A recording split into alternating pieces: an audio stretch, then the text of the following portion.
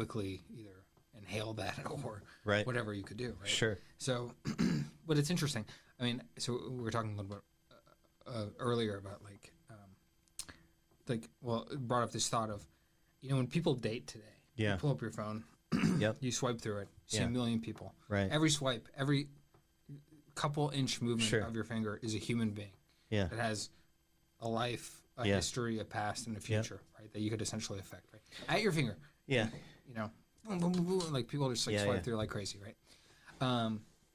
But the interesting thing is that humans they want to meet Yeah. under good circumstances. Sure. They say, let's meet, go on a date, let's sit in a candlelit room or go to a bar. We'll have drink, food, and everything poured to you. And then the issue with relationships is what makes a successful relationship, at least in my opinion, is how it deals with stress, right? So this is Sure. kind of maybe a crazy idea, but you shouldn't be dating, okay, based on sitting at a steak dinner Right. in like a beautiful restaurant wherever the fuck you live, right? Right. Because who's not going to be happy and chill and whatever in that type of situation? Sure. Right? You take me to a steak dinner tonight, Yeah. I'll be happy too. Right, We'll joke, right. we'll shoot the shit. Sure. Like, I keep saying I should never say that. Anyways, I think what would be more interesting is if you were to meet with somebody Right. in like a stressful situation. Sure. And I'm not saying like it's like Naked and Afraid or something Yeah. like that, where it's like, hey, I want to date somebody. These are the Right. characteristics you say you Sure. have. Let me meet you there Right. and see how this plays out. Because it could be that you're really nice at a steak dinner, Yeah. but the second the shit Yeah. hits the fan, you become a person I never want Yeah. to associate with. But how do you find that out if you do 50 steak dinners before Right. you commit? But inversely, I would have a couple of comments on that. One is the experience of stress, right, can also create these kind of almost Hollywood-esque like relationships where the couple always falls in love while the aliens are invading, right? And why does that happen? Right, but when you think about it, it happens for very logical reasons, right? And many of those are quite neurochemical, right? Why wouldn't you fall in love when the aliens are invading, right? Or the Nazis or whatever else, right? Because it's that need for human closeness that is not only manifest but kind of almost coalescing around itself, right? And it also makes for good drama, right, on a movie side. But kind of going back to what we were talking about earlier, and I apologize, I think it was actually you that proposed this idea of this quote unquote algorithmic dating in the context of where if you could spin up, right, maybe 101 avatars of oneself, right, okay, and if you could run them through this kind of, as you say, almost stress test it, right, okay, so it isn't really the perfect couple within the perfect conditions, right? It's actually 1,001 of, couple X cheated, or couple Y's parent passed away, or couple Z's dog died, or child died, or child ran away, or child was kidnapped, and you could do it again and again and again and again, right? And you could actually observe or plot out what couples truly have kind of that statistical resilience, right? And that would be what you would recommend, right? And in the swipe right, swipe left format, it might not necessarily be the obvious, right? But that would probably be the strongest match, right? Which strength there in itself would also have its own definition, right? Because it could be, the couplehood for the Great Depression, or i.e. the friend for the end of the world, right? Is maybe not necessarily the most ideal in happier times, right? Because it doesn't need to be that robust, right? But you could assign these metrics appropriately. It'd be kind of interesting. Absolutely. And I think if you created that test, let's say it's someone who just moved to New York City when they're 22 years old, their prerogatives, what they're interested in, by the time they're in New York or whatever city for 5 years or 7 years or whatever, may be completely different. In the beginning, they might want to go out 4 times a week and be social and all that stuff. And after 5 years of that, they might say, I want to get a dog, sit home, and Yeah. watch Netflix for the rest of my life. You know? So, I mean, those things change. So when you plug those into those different stress tests, Yeah. it's hard to know, without making assumptions, what those different things. Sure.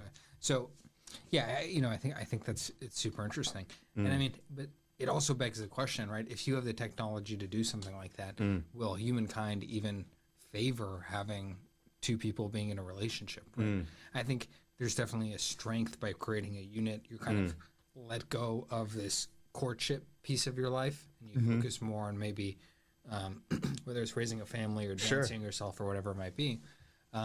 Wherein again, the technology kind of brings you full circle, right? Yeah. Because when we think about particularly the modern courtship cycle as being a particularly modern capital M invention, right? Meaning that certain economic realities had been achieved, right? Such that courtship, i.e. what we call dating, right? Was even possible, right? Even within a certain frame of variance, right? I mean, if you go back, right, you know, nobody had economic means, i.e. the time being money, right, to go through this, you know, 1 date, 2 date, 3 dates, 4 dates, right, you know, we're going to be engaged for a year, right, all this sort of stuff, right, you know, where you're actually talking about the technology kind of rolling back the clock, right? The escape from the digital or the swipe culture is, ironically enough, more digital. That brings you back to this pre-digital time, right? In which the courtship cycle, as we think of it, is truncated, right? Pre-car, so many things, right? Yeah. Well, I think about maybe think about it like this, right? Sure. For you to go and feed your family, right? Back then, you would have to go through a very stressful moment, right? You'd have to prepare weapons of some sort. You'd have to learn some form of hunting and acquire whatever that meat was. Then there's processing it, feeding, whatever, preparing it, that whole thing, right? Today, a lot of that is removed, right? You go to the store, you can buy pre-made meals. There's instructions on how to do those different types of things. The stress has been removed out of that. So, if you, I can't believe I'm saying but if you were in a situation and you interact with somebody and they've never interacted stress, when stress arrives, because that's life, right? Hey, little Timmy broke his leg in baseball or whatever, blah, blah, whatever. And now things have a different filter on life. Hey, I've got to balance this and this and this and this, and now there's an emergency and this changes things and all that. How do those two people interact? And you know, if you, let's say everything was picture perfect, but then one stressful droplet into the pool of their reality drops in, does it taint the whole well? Like that's something maybe to think about. But you know, I would rather see a world. I think the world would be a better place, I think, if people dated under stressful situations. And I'm not saying like stressful, like, hey, there's a jaguar chasing you. The nuclear reactor is like, it's like, it's not like a Saw type, we need a movie or whatever. But it's like, there's an emergency evacuation. We got to go now. Yeah. But you might see it like if you're like a fight or flight, right? If you're a fight person and the other person is flight, like does that work? Maybe. But if you're both flight and there's a jaguar running at you. But again, going back to what I was saying earlier, it could be that you could imagine certain fight or flight scenarios in which, quite frankly, could also be outside of the normal distribution of what that relationship would be anyway, right? You know, but inversely, you could go in a different direction with that. And you know, as we emerge out of COVID, right? Okay, how many relationships have we seen that we're stressed in a variety of known and obvious ways, but one of those ways actually being ironic, where you let's say you have two perfectly matched people for the end of the world scenario, right? Okay. But their resilience is also through their independence, right? And their independence was never about sitting atop each other 24/7, right? So where in one stress situation, right, they were ideal, right? But in this other situation, right, the stress is almost literally too much, right? Right. And more or less breaks apart the bond that kind of held these two together. I don't know. It's interesting to think about what type of stress do we mean, right?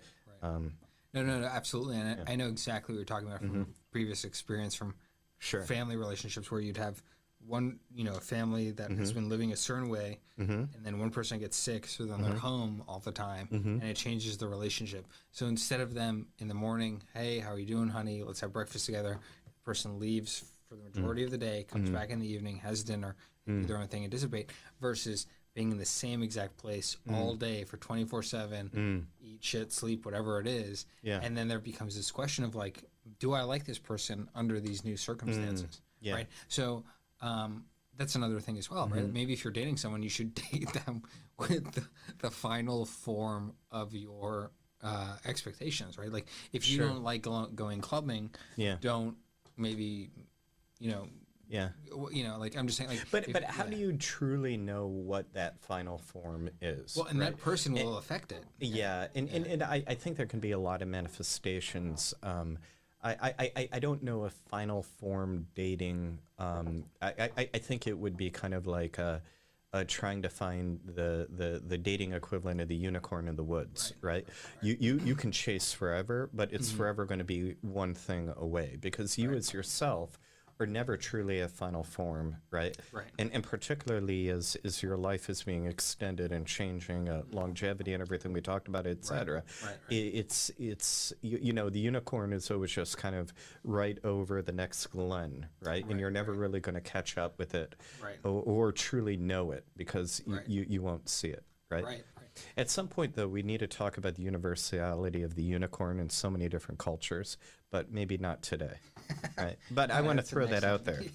We can talk about that later. I want to know why the unicorn appears in so many different artistic depictions across a wide variety of different cultures. Right? I want to talk about it now. I don't know if we need to talk about it now. To a lesser degree, the dragon, but it seems to show. Well, these are mythical creatures that appear again, again, and again. We'll talk about it some other time. And I just want to know why they keep appearing. All right. So maybe we'll solve it. Yeah, it's super interesting. No, definitely. I mean, how do you look at? Okay, so let's plaster two things together. You live 1,000 years, 500 years, right? And society tells you that you need to. Maybe not society, but let's say society tells you need to find another, or you want another because of what movies have told you or whatever it is. That's super important to you, right? Which it may very well be, right? 500 years is a long time. 500 years is a long time. People change, right? So there's a lot of focus, right, on the coming together of people, right? There's a lot of negative focus on the departure of people, right? So let's play devil's advocate to today's society, right? What if coming together is a negative thing? And breaking up, getting divorced is a positive thing. Right? So when you say, I accept you as my partner, people see you as you're giving up your freedom, you're turning away yourself to the rest of the world. It's like almost like becoming a drug addict. But your drug isn't another person. I mean, isn't a molecule. It's another person. And you're saying, everyone else is gone, blah, blah, whatever. And then when you break up, people say, thank God you went to rehab. You came. I'm not saying I believe in any of this stuff. I'm just saying, how does that change the world, right? I mean, because right now it's inverse, right? It's saying, hey, you found someone, you're committed to someone. And you could imagine a reality in which, I'm reminded of, what was it, 3001 Space Odyssey, the latter book that came out, perhaps not really the best one, but there's kind of that throwaway line about, yes, I've just finished up my 10-year matrimonial contract and he decided not to renew, right? And this had become a structural thing within a society that maybe on point here, right, had people that were living just really, really long, right? I don't remember how long, but long, right? And And, you know, whether this is a good thing or not. I myself am a little more old-fashioned, right? And I kind of like the idea of you know, marriage for life, right? However, I do recognize if one lived hundreds and hundreds of years, right, it would seem to me, right, that the statistical likelihood of divergence, right, as plotted on a distribution, right, would be more likely to happen as opposed to otherwise, right, within certain couple relationships where people simply become different people over those time scales, right? And incompatibilities that are become over time become non-reconcilable, right? Perhaps could occur, right? You know, I think me being a romantic at heart, I would like to say, well, not me, right? But it's just one of those things where, you know, if the human life, you know, it being extended such, right? It might be an interesting thing to think about as a societal dimension. And including, you could come full circle, because I know we've talked about this a couple. I mean, could you imagine going, so you know, a couple X is married within this time frame, right? Okay. And then they break apart maybe, I don't know, 200, 300 years from now, right? Okay. But maybe 600, 7 years from now, there's a desire for an earlier, simpler time, right? And in which case you kind of have this convergence kind of reconverging, right? Like the technological allowable extension that again is coming back to the non-technological moment, right? In which they truly married for an 80 or 90 year time scale, right? I don't know. I find this circulation kind of, or the circling, I should say, kind of interesting. Yeah, totally. Sure. It's like, it's almost, there's like, but how is that different than maybe friends, right? I mean, everyone has different types of friends, right?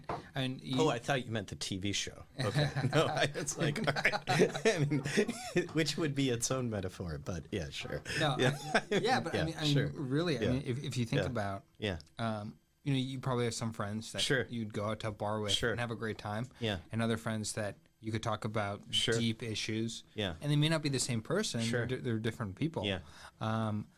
But I mean, okay, so let's break it down a little more, right? Where does this whole idea, right, which obviously I think we're both fond of, right? I'm engaged. You know, you're saying marriage is where you want to go, and I think that's where most people want to go. The matchmaker called me today, so what are you going to do? Exactly. All in a New York day. All in a New York There you go. So, I mean, in that situation, we've got to kind of break it down and say, why do we think that makes sense?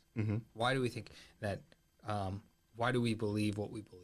Right? And I think that's important to do in any situation, right? Whether it's a political thing, religious thing, or whatever. Why are you so true in believing what you believe, right? And if let's say, well, this is the issue, right? I mean, if you look at technology and what moves it forward, it's obviously people. But then if you also, at the same light, what is the biggest restriction to technology? It's also people. Right? Because, like, for instance, do we have the technology today to allow autonomous vehicles to drive the streets? Probably we're pretty damn close. Damn close, yeah. So culturally, not as close, but technologically, just about there. So where's the resistance? It's the people, right? It's all the people who don't have those autonomous vehicles that have invested money into it, and there's a system that's built around it. There's a structure, whatever. I mean, all those things are your resistance. So the beauty of pushing things forward, and also the negative thing is, you've in many ways, when you're innovating, you have to develop the way to advance, and also a way to bring on the people who are not ready to advance. And there's those two limbs to it, right? Because you can't do one or the other. Because you know, you can have access to all the people. Let's say you're a president or whatever. But you may not be the innovator. Right? But you've got to marry those two together. But thinking about, like, marriage, for instance, right? It's like there's a lot of resistance you would get into if you were creating a world for yourself where you're saying, you know, I'm going to have 4 girlfriends. Let's say you don't live in Utah or some other place that allows something like that, right? So you're going to have a lot of resistance in order to get to that level. And that resistance might affect your happiness in the situation, right? The true intent of what you were going after, right? Maybe everyone in the party is okay, but you still live in a society where you go to the market, blah, blah, blah, all that stuff. And people are always going to observe and realize and whatever. And the question is how you take in those observations, right? Like, do you care what the person at the supermarket thinks or whatever it is, Or does that in self become your own culture? Right. That affects your culture. Yeah, and inversely. I mean, I don't know if we want to, make this infinite deep dive of culture at all. But, in another way, and I'll tie it in, but I'm reminded of that moment in Neil Stephenson's The Diamond Age, right? And I think the subtitle is a Young Lady's Illustrated Primer. Have you ever read it? No, I haven't. And it's kind of a future-forward society replete with nanotechnology is a big thing, as it is in many Stevenson's novels. But you have this idea where you kind of have this neo-Victorian class, which has attained a certain type of wealth and has constructed kind of this Victorian-like culture around that, right? Such that to exist within that culture is not to have the digital feed or the forever updating primer, right? But to go full circle again and have the iron paper in which you read the news maybe once, perhaps twice a day, a morning paper and an evening delivery, right? And that in itself is cultural, right? But I think maybe the connectivity here is not so much that circling idea, but just the fact that within this neo-Victorian structure, right, the more classical ideas of connectivity and marriage in particular are reinforced and chosen to be reinforced, as opposed to a kind of a larger, ironically enough, less capitalized other, right? Which is a little less beholden to these culturally chosen ideas, right? Anyway, yeah. Yeah, no, it's super interesting. Yeah, I mean, what it made me think of initially was, if you think about, like, how do you learn culture, right? There's probably a good portion of it is through your own experiences with people, right, to some degree, right? But I think maybe a lot of it is through film, right? Through outside influences, through TV, stuff like that. What does a relationship look like? What does it not look like, right? How is that portrayed? Like, what is the power within how those things are displayed, right? Sure. So, sorry, this chair is very loud, but just thinking about how those things kind of affect life, right? But then you think about, okay, who's writing that narrative, right? And is the person writing that narrative close to me where I am in this point of reality, right? For instance, like, are people using Snapchat thinking the same way of a relationship as people who in the 1990s were watching, like, love films on... Say it, Friends. Yeah. Friends, yeah, Friends. Yeah, our relationships on Friends the same as whatever it's a Snapchat reality, right? And what does that even mean, and how is it interpreted? I mean, going back to China, I remember it was interesting when I went there, and not anymore, but the popularity of Friends, right, on DVDs, etc. Right. I was forever surrounded by students that had watched more Friends, and many, by their own admission, kind of learned how to speak English by watching Friends, right? Okay, but through that they'd absorbed, relatively what in my view kind of peculiar ideas, right? As one might extract from trying to form a holistic American picture from watching Friends, right? Without necessarily what one can do that, right? If one is already initially grounded in some sort of American framework, right? If one is still not grounded in that framework, right? One could come to very peculiar conclusions, Yeah. right? Up to and including. I remember in a classroom environment, I had one student raise her hand and say to me, how many women do you sleep with a month, right? Which I said was an inappropriate question, but it was also a question grounded in watching a lot of Friends, right? Because you could follow certain characters, right? And you could kind of itemize it on an episode by episode level and say, well, and you have to reinforce culturally, Americans watch us too because it's interesting.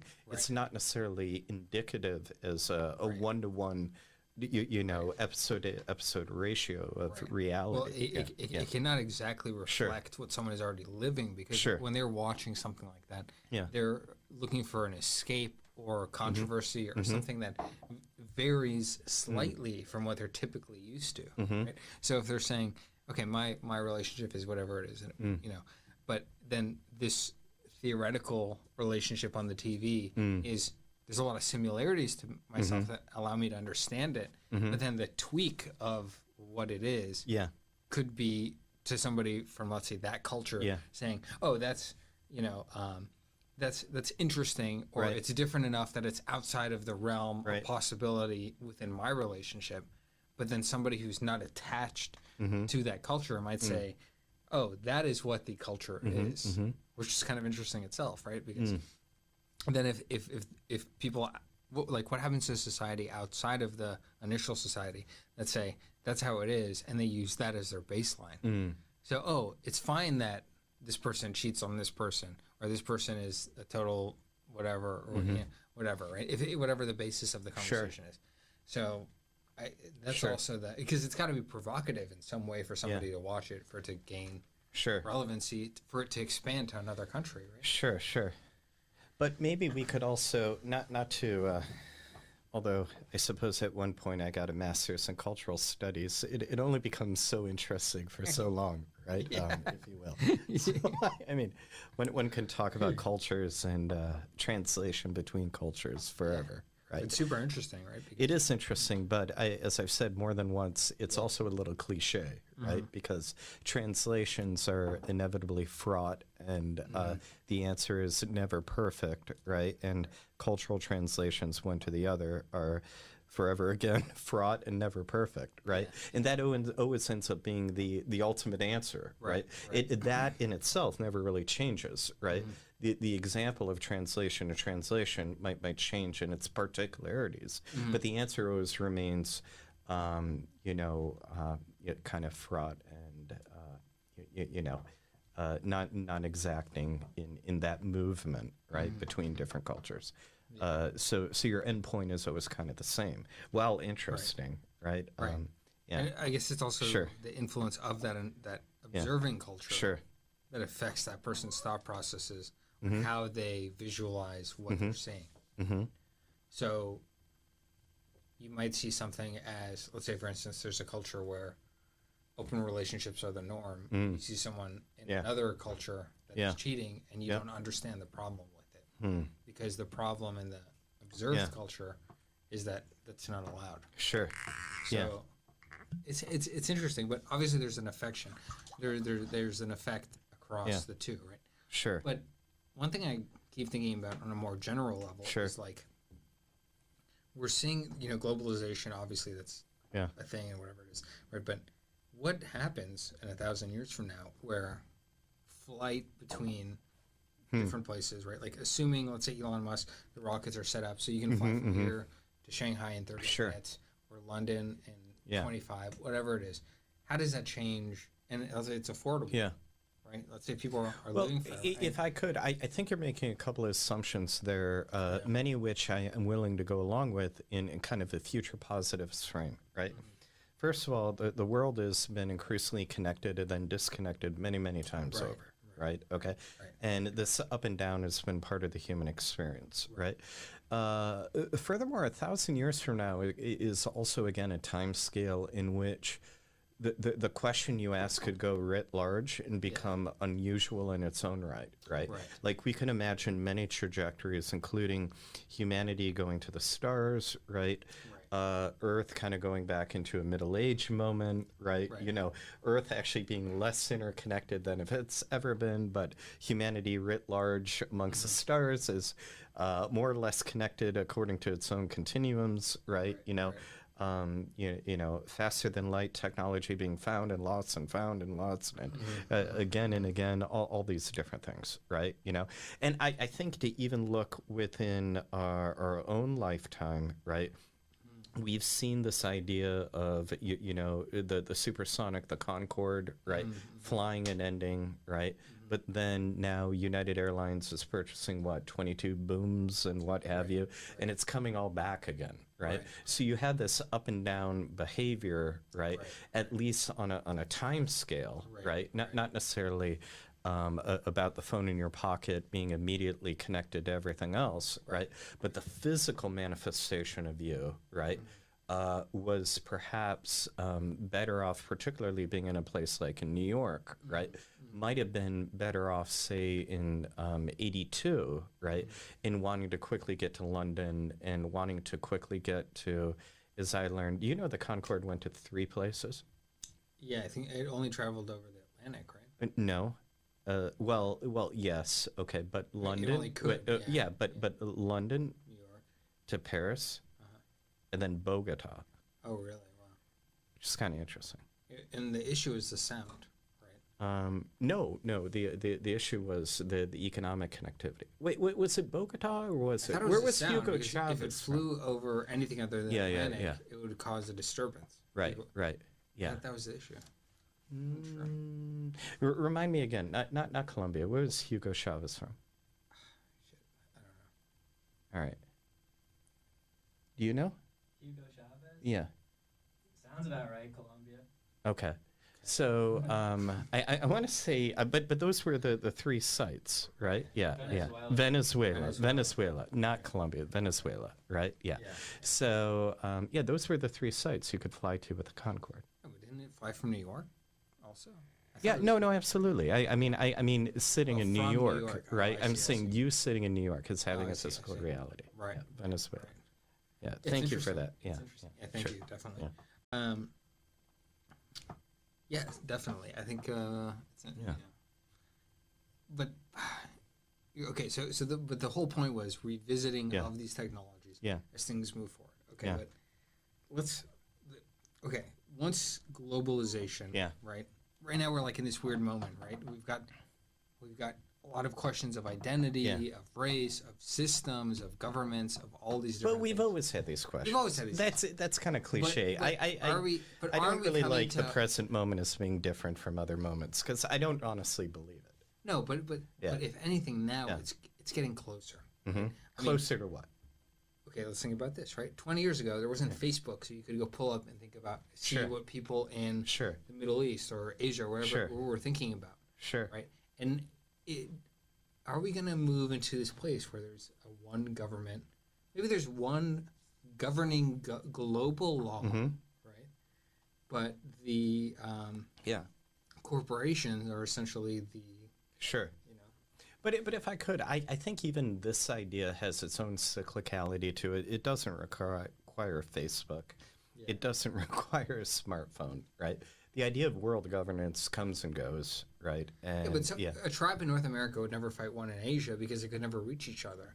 But today we are I'm not going infinite. Remember, I think global governance often presupposes a pre-existing nation state, which exists, but on a global level has probably only existed for how long, right? And meaning that, if you look at particularly maps in the 1800s, right, early 1800s, right, you still have regions that would be considered a little flagless, right? They're a little undefined, right? And you can make the argument that definition is being imposed upon them colonially or not, right? And those are fair arguments to make. It's a separate conversation, but they're not necessarily part of yet the global community of nations, right? Because that particular type of national identity as a formation, as a structure, has not yet occurred in that particular place. Right, imposed, self-expressed, or otherwise. Right, So when we think about the idea of global governance, right, that usually comes at a later moment, right, to the establishment, right, of a global nation of self-acting actors, right, or self-acting or not, just a global nation of actors, right, which again I think is more a global function of the modern era writ forward. It isn't a past function, right? Like, what would global governance have looked like even in the context of, say, North America in, I don't know, 1790 or even 1840? I mean, think about it, right? I mean, no, but you say it's different. It's different because it literally was different. Right. Okay. You had areas, right, that were not even. It wasn't even the question of in dispute. You had areas that were simply not like if in Olympics were. I think I read this example the other day.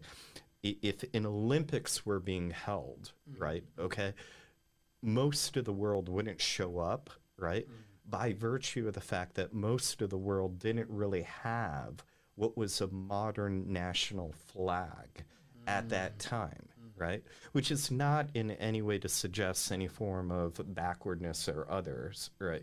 Otherwise, having a flag is not an indication of culture, right? But it is kind of just a manifestation of how somehow belonging to this global community of nations, right? Which again is not an infinitely old idea. It's a rather new idea, right? Anyway. Yeah, no, definitely. I mean, look, I agree with that. I guess what I'm saying is there's conversations that couldn't be had, and right now there's a moment, right, where we've got different cultures, we've got different realities, right? I mean, theoretically, if you took somebody with a certain perspective from New York and you placed them in another country that had more harsh ideas on reality, that person would theoretically go back in time to a time where maybe Europe was in the medieval times or whatever, right? So there's a disconnect, right? If you live in today's age in a different geographical location, your reality is very different. I'm not saying one's better or worse than the other, although being able to freely speak is probably of high importance, right? Or debate ideas, right? That's why we're doing what we're doing right now. But so what happens in a world where you have these different teams with their own, ideological drivers of what is right and what is wrong, and maybe that's not even what it's about. Maybe it's about what keeps me in power, what doesn't keep me in power. But you have these different teams playing with their own rules. And but now they're forced to interact with each other. Because before it was like, hey, I don't care what happens in Chile because none of my business as the country interacts with Chile. They don't import anything from there. They don't export. Whatever. It's not even fathomable. They don't even maybe know that Chile exists, right? But in a world now when everything becomes, is there going to be a moment in history, historically? Let's pretend we're however many years in the future looking back and saying, wow, that was an interesting moment because the airplane and this and that and brought everybody together. And then these things came into clash, right? There's things that don't agree with each other. There's arguments, there's fights, there's wars, there's whatever it is that happen. But then after all the smoke settles, right? Like, what is the prevailing force, right? And you would hope the prevailing force was some kind of level of free expression, allowing you to develop and innovate. But I think there's probably a possibility that, brute force from one nation or another could push the entire world into one level of thinking. And then how would you ever break out of that? The beauty of what's happening now is you have different countries that have their manifesto of what is supposed to be a reality. But there's some manifestos that would leave the world stuck in one place. And there's some manifestos that would allow the world to then innovate. And then the question is, does innovation even matter? Because where do you end up with innovation? An AI that kills you anyways, or Right. a world that allows you to live a basic life, Right. but you have many things taken care of? Sure. What's worse? What's better? Well, stepping it back a little bit, I actually come back to a question that you kind of highlighted earlier in terms what is the human capacity or the information load capacity of the human brain, right? And I think you see that not just in preferentially, but algorithmically in the sense that you talk about a moment of great connectivity, right? But equally, it could turn itself and Wait, there's more. To listen to the next part of this episode, please follow the platform catalog.